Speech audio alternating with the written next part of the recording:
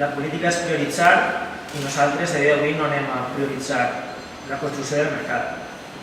I dues raons molt fàcils.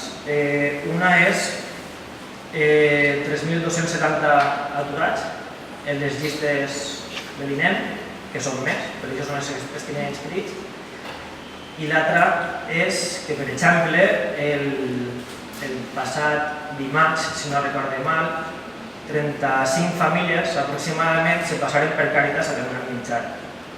Nosaltres, tornem a insistir, la política és prioritzar i nosaltres prioritzem aquestes dues coses. Una, el foment de l'ocupació i l'altra, donar-li menjar.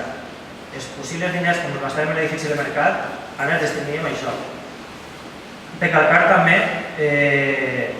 que així una de les víctimes o els que han pagat els efectes col·laterals d'esta mala gestió són els propis botiguers que estan en el mercat.